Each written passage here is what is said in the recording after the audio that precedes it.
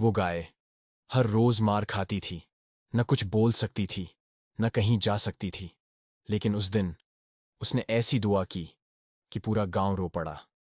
وہ ایک بوڑھی گائے تھی، کمزور، تھکی ہوئی، ہمیشہ بھوکی۔ گاؤں کے بچے اسے پتھر مارتے اور بڑے اسے لاتوں سے بھگاتے، مگر اس نے کبھی کسی کو نقصان نہیں پہنچایا، بس چپ چاپ سب کچھ سہتی رہی۔ ایک دن گرمی حد سے بڑھ گئی، پانی تک میسر نہ تھا۔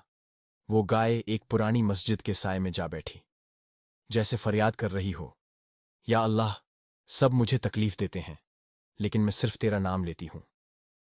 اگر اب بھی تو رحم نہ کرے تو پھر میں کس سے امید رکھوں؟ اسی لمحے ایک چھوٹی سی بچی مسجد سے باہر نکلی۔ اس نے گائے کو دیکھا، پانی دیا، روٹی دی، اور پہلی بار اس گائے کی آنکھوں میں سکون نظر آیا۔ کہا جاتا ہے اس بچی کی قسمت وہیں سے بدل گئی، اور گائے اگلے دن اس دنیا سے رخصت ہو گئی۔ کبھی کسی بے زبان کے درد کو سمجھنے کی کوشش کرو، شاید اس کی ایک دعا تمہاری تقدیر بدل دے۔